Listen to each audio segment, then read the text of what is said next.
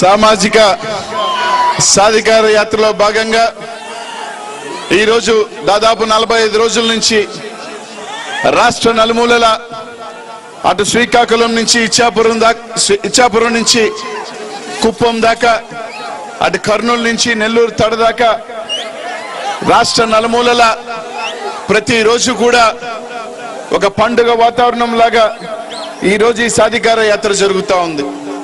అందులో భాగంగా ఈరోజు ఇంత పెద్ద ఎత్తున రాయచోట్లో ఈ కార్యక్రమానికి విచ్చేసిన పెద్దలు డిప్యూటీ సీఎం అంజద్ బాషాన్న గారికి, సోదరుడు పార్లమెంట్ సభ్యులు నందిగాం సురేష్ అన్న గారికి, అలాగే మరో సోదరుడు శాసనసభ్యులు పెద్దలు సీనన్న గారికి, అలాగే ఈ కార్యక్రమాన్ని ఇంత పెద్ద ఎత్తున ఈ కార్యక్రమాన్ని ఆర్గనైజ్ చేసిన మీ శాసనసభ్యులు పెద్దలు శ్రీకాంత్ అన్న గారికి ప్రత్యేకమైన ధన్యవాదాలు తెలియజేసుకుంటా ఉన్నా. ఈ రాష్ట్రంలో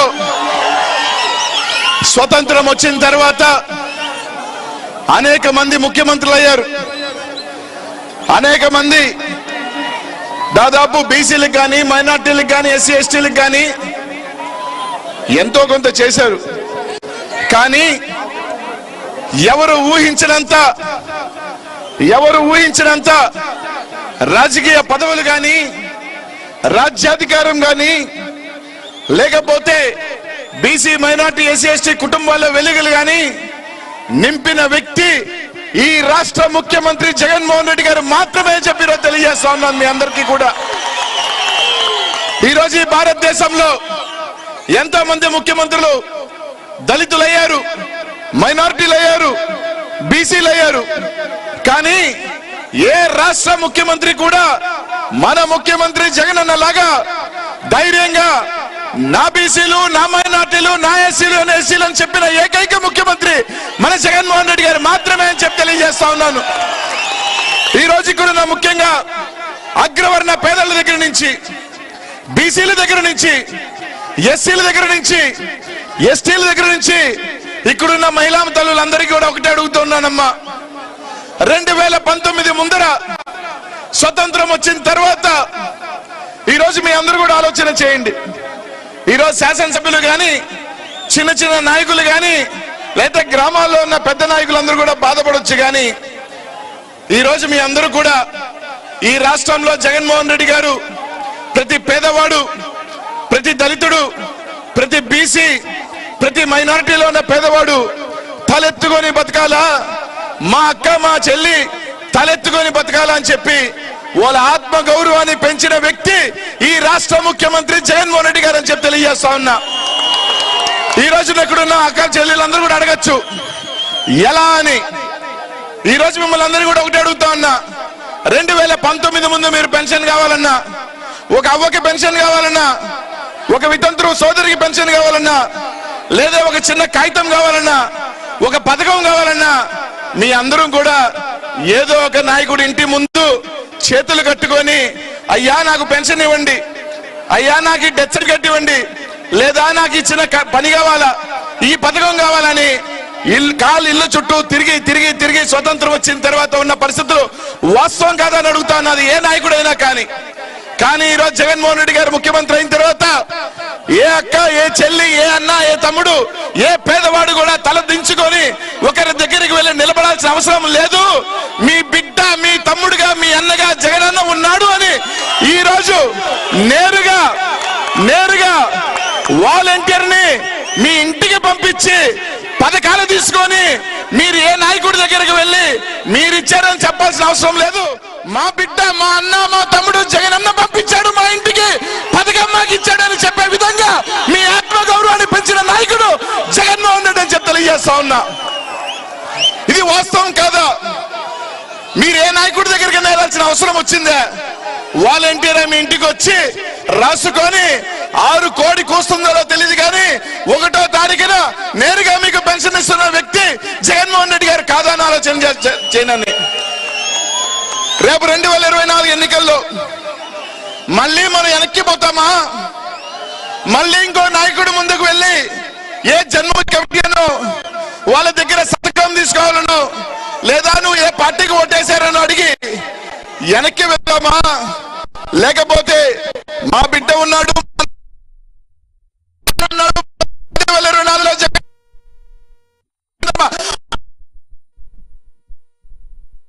ఇప్పుడు ఎవరి దగ్గర దేహి అనాల్సిన అవసరం లేదు.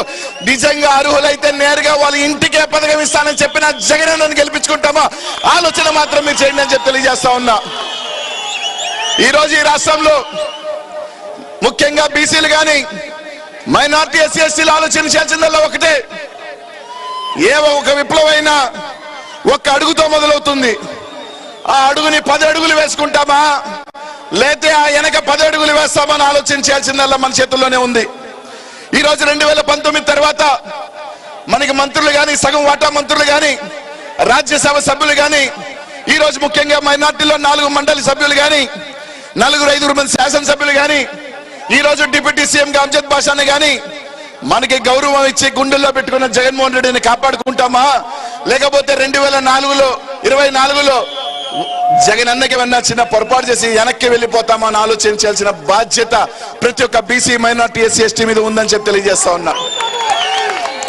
ఈ రోజు ఎందుకు చెప్తున్నానంటే, నేను నెల్లూరు జిల్లా, మీ అందరికి కూడా తెలుసు, నెల్లూరు జిల్లాలో స్వతంత్రం వచ్చిన తర్వాత ఏ బీసీకి మంత్రి వల్ల, కానీ స్వతంత్రం వచ్చిన తర్వాత మొట్టమొదటి బీసీ మంత్రిగా జగన్ అన్న అవకాశం ఇచ్చిన వ్యక్తిని నేను.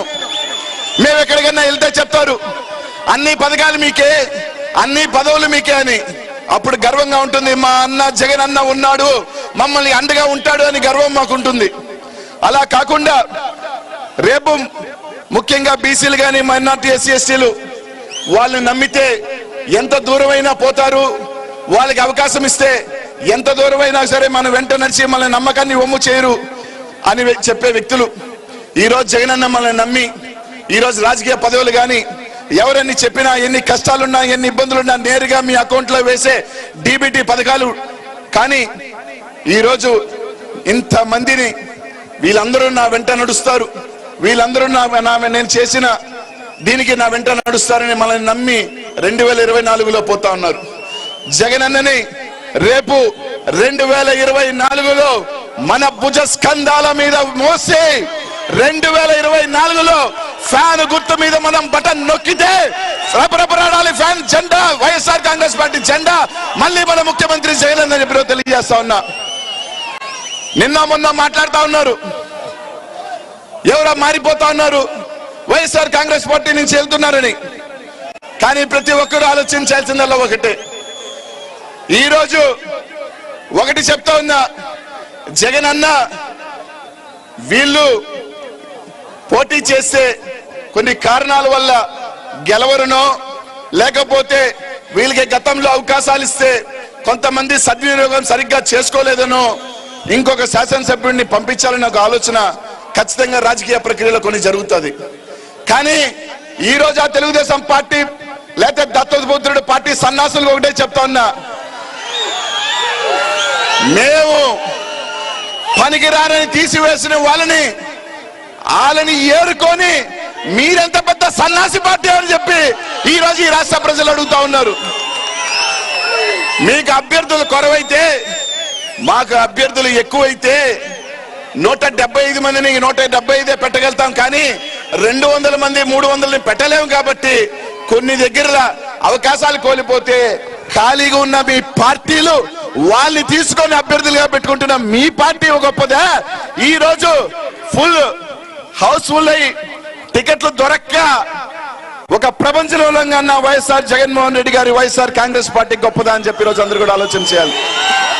మీరు ఎన్ని నాటకాలు వేసినా, ఎన్ని కుట్రలు పనినా, రేపు రాబోయే ఎన్నికల్లో ఎన్ని మంది ఎదవ ఛానళ్లు కలిసి వచ్చినా జగన్ అన్న ఎంట్రుక కూడా పీకలేరని చెప్పి రోజు మీ అందరికీ కూడా తెలియజేస్తా ఉన్నా. ఈ బీసీలు, మైనార్టీలు, ఎస్సీ ఎస్టీలు అండగా ఉన్నంత మాత్రం జగన్ అన్నని ఏమీ కూడా ఈ రాష్ట్రంలో ముఖ్యమంత్రి కాకుండా ఎవడు కూడా ఆపలేడు. కాబట్టి మీ ఆశీస్సులు, మీ దీవెనలు అన్నకు ఉండాలా. ముఖ్యంగా మహిళామ తల్లులు మీ చల్లని చూపు, మీ చల్లని ఆశీస్సులు అన్నకు ఉండాలా, మీ బిడ్డగా ఉండాలా అని చెప్పి ఈరోజు తెలియజేస్తా ఉన్నా. కాబట్టి ఆలోచన చేయండి, ప్రతి ఒక్కరు కూడా ఆలోచన చేయండి. రేపు రాబోయే ఎన్నికల్లో జగన్ అన్నకి సైనికుడిగా మొట్టమొదటి రోజు నుంచి అండగా ఉన్న మీ శాసనసభ్యుడు రాయచోటి శ్రీకాంత్ అని ఎలాగో ఈ నియోజకవర్గంలో ఎప్పుడు కూడా మెజారిటీ వేల సంఖ్యలో ఉంటుంది. ఇక్కడ నుంచి ఒక మైనారిటీ సోదరుని ఎమ్మెల్సీ చేయటమే కాకుండా మండలిలో కూడా వైస్ చైర్మన్ చేసిన ఘనత జగన్మోహన్ రెడ్డి గారిది అయితే కనీసం ఒక శాసనసభ్యుడిని కూడా ఒక మంత్రి పదవి కూడా ఇవ్వని ప్రభుత్వం ఆ ప్రభుత్వం అంది. ఎలాగో ఈ ప్రాంతంలో మీరు 40,000 50,000 మెజారిటీ రాయచోటి శ్రీకాంత్ అన్నకి ఇస్తారు. దాంట్లో ఎటువంటి అత్యశక్తి లేదు. కానీ 2024లో ఈ రాష్ట్రంలో జగన్ అన్న తర్వాత అంత పెద్ద మెజారిటీ రాయచోటి శ్రీకాంత్ అన్నకి ఇవ్వాలి అని, మీ ప్రాంతం నుంచి ఇవ్వాలని దీవించాలని. ఎందుకంటే ఎప్పుడు కూడా ఇక్కడే కాదు మా జిల్లాలో కానీ ఏదైనా చిన్న మా పార్టీ సమస్యలు ఉంటే మొట్టమొదటి ఫోన్ వచ్చేది శ్రీకాంత్ అందరి నుంచే. ఏం జరుగుతుందబ్బా జిల్లాలో, ఏంది ప్రాబ్లం అద్దా ఇదే అని చెప్పి అంటే ఒక పార్టీ మీద ఎక్కడైనా చిన్న పొరపాటు జరిగినా కూడా ఒక బాధ్యత కలిగిన ఒక సైనికుడిలాగా ఎప్పుడు కూడా మంచి చెడులు ఏంటి అన్నగారన్నా తెలియజేసే అవకాశం కల్పించే వ్యక్తి శ్రీకాంత్ అన్న చెప్పి తెలియజేసుకుంటూ, ఇప్పుడే కాదు ఎప్పుడు కూడా మైనార్టీలకి బీసీలకి నాకు కూడా అసెంబ్లీలో ఎప్పుడు కూడా ప్రేమగా పలకరిస్తూ ఏమైనా చిన్న పొరపాట్లు ఉన్నా కూడా చెప్తూ ఉంటాడు. నేను కూడా అప్పుడప్పుడు చురుకులేస్తూ ఉంటాను. అంటే అన్నా నువ్వు మాకు వ్యతిరేకం అని చెప్పి కిండలు కూడా చేస్తూ ఉంటా తమాష్కి. కానీ మంచి వ్యక్తి, మనసున్న వ్యక్తి జగన్ అన్న శ్రీకాంత్ అన్నని 50,000 పైచీలకు ఓటుతో మీరు గెలిపించాలని ఈ అవకాశం నాకు ఇచ్చిన పెద్దలందరికీ కూడా పేరు పేరున ధన్యవాదాలు తెలియజేసుకుంటూ, రేపు రాబోయే ముఖ్యంగా మీ అందరూ కూడా ఆలోచన చేయాల్సిందల్లా ఒకటే, కడప పౌరుషానికి రాయలసీమ పౌరుషానికి అవతల ఒక పప్పులు పులికేసి ఒక కపట నాటకాలు ఉన్న వ్యక్తికి జరుగుతున్న యుద్ధం. ఈ రోజు జగన్ అన్న చేసిన పోరాటం భారతదేశం సైతం వణికిచ్చే నాయకుల్ని వణికిస్తే, అబ్బను లోపలేస్తే అబ్బకు అండుగుండగా ఢిల్లీ బారిపోయిన వ్యక్తి ఈ రోజు జగన్ అన్న గురించి మాట్లాడుతున్నాడు అంటే అంతకన్నా దరిద్రం ఇంకోటి లేదు. కాబట్టి ఒక్క ఓటు కూడా అవతల పడకూడదు. ప్రతి ఓటు కూడా ఫ్యాన్ గుర్తు మీద నొక్కాలని చెప్పి మీ అందరికీ తెలియజేసుకుంటూ అవకాశం నాకు ఇచ్చిన పెద్దలందరికీ కూడా పేరు పేరుని కూడా ధన్యవాదాలు తెలియజేసుకుంటూ సెలవు తీసుకుంటున్నాను. జై జగన్, జై జగన్.